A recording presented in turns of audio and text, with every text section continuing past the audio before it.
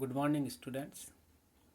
We continue with our class on discourse analysis, and in this class, we are going to read discourse analysis, tenor, and domain.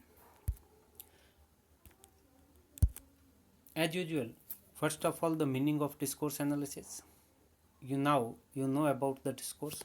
It is, in simple terms, anything consisting of sentences, more than one sentence, and then it should be coherent succession of sentences which are interrelated to one another and which make a purposeful expression about something.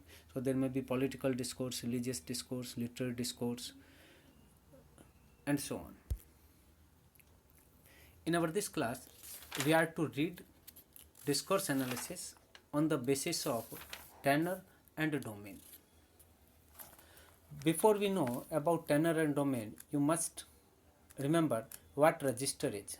Register is the change of language according to the situation in which the language is used.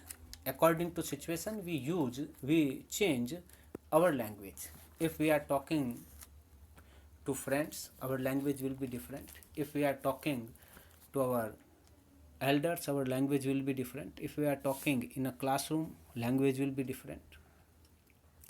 So that is register. We have discussed about it in our varieties of language. Here, how language differs because of the change in tenor or because of the change in domain is our topic. So, as we know that written or spoken discourses are different because of the mode. My writing will be different from my speech. But even within the same class, even my speech may have differences because of register. Even if my writing may have differences because of register. If I write to a friend, it will be different if I write to my principal. If I speak to my friend will be different from how I speak to my principal. So even the same mode may have changes, linguistical changes because of the register. Generally, tenor and domain cause differences in the language used. Now we come to the point tenor. Tenor has to do with the relationship between the speaker and the addressee in a given situation. So what is tenor? Tenor is the relationship in which the speaker stands with the listener. At what level of relationship they are, the addresser and the addressee, the speaker and the listener. And it is often shown by greater or less formality. The difference that is caused by tenor is in the degree of formality. My relationship between the speaker will make my language either formal or informal. Here, we should remember that there is nothing like informal. We are never informal. Everywhere we follow the formalities, though it may be less or more. It may be obvious or it may be indirect. But the formality is there. So it is better for us to use more formal or less formal. Formal, more formal, less formal.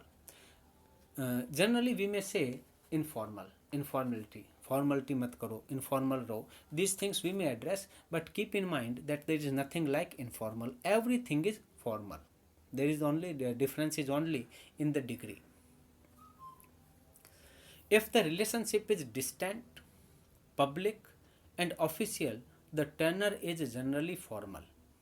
If you are not related to me, if you are not in my near relations, then I will use formal language with you. If our relationship is public relationship, not personal, private or social, if it is public, even in the society, if it is public, then I will tend to be formal. If our relationship is official, then my language will always be formal. Just think about the opposite conditions of that. If you are very near and dear to me, I will not be formal with you. If we are in a situation which is not public, we are just in an informal situation, our language will also be informal, less formal. If our relationship is personal, not official, then on that level we will not be so formal. If the relationship is close and personal, the tenor will be informal or less formal. The factors related to formality are politeness and impersonality in speech or even in writing. If I am formal in my speech, what is a formal language? Formal language is that follows all the accepted formalities of address and expression. And politeness and impersonality are the two very important factors in that. Politeness can be identified in the use of structural expressions like many thanks, oh I'm sorry, would you mind. These things are indications of politeness in our speech. The impersonal style is found in the situations where there is no specific author or addressee. In such cases, the knowledge about the author does not make any difference in the meaning in terms of relationship. In this style, passive form is generally used. Impersonal forms are generally used when we are writing research papers or we are writing thesis or when there is nothing of importance about the introduction of the writer or who is the speaker, who is the writer. It does not make any difference. So in academic fields, generally we are writing in impersonal things. The experiment was made, the research was made, it was found. We do not say that I made the experience, I did the research, I found. We use the passive forms. So politeness and impersonal addresses are the indications that our style is formal. And if these things are in a less degree, then we can say that our expression is in informal tenor. We can point out certain differences between formal and informal language. In formal language, full forms are used in structure. Full forms are used in our speech, in our language.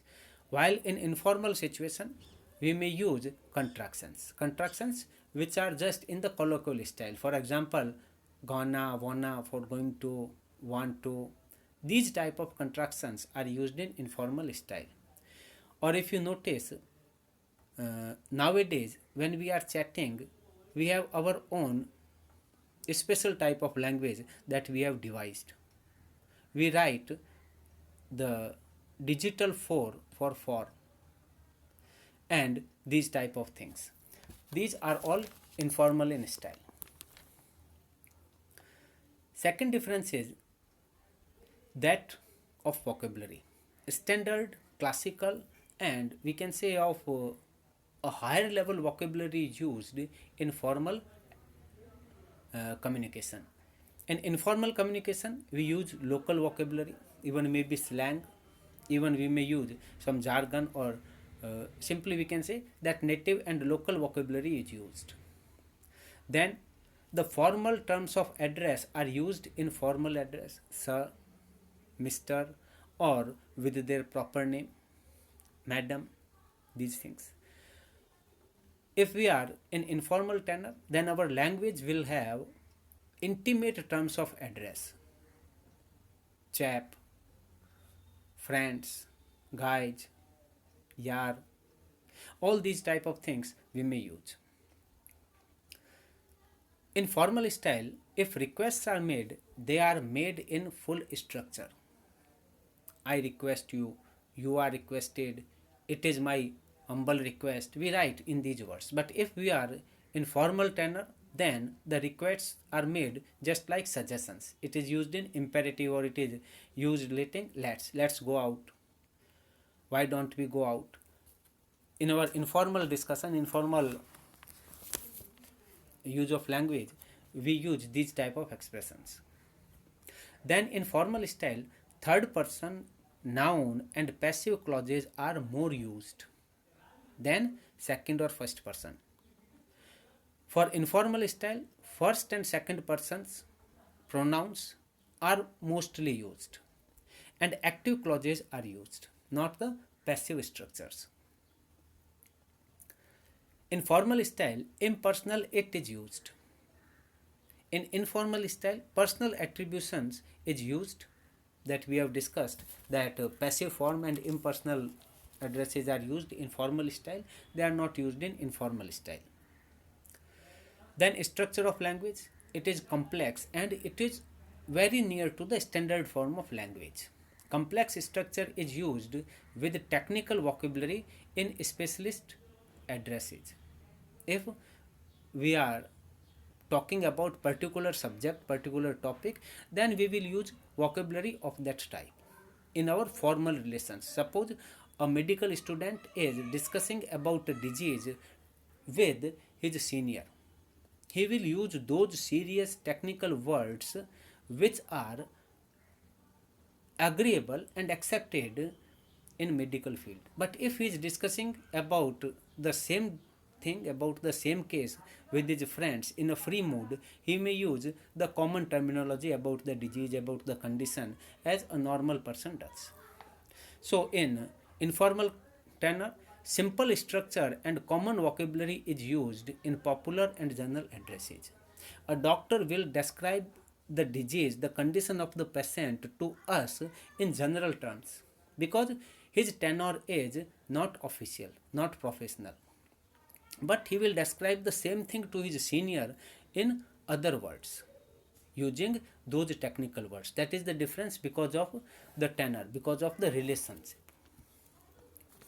So far as tenor is concerned, the difference in the language will be only the difference in degree of being formal or informal, or that is more formal or less formal. Now we move to domain.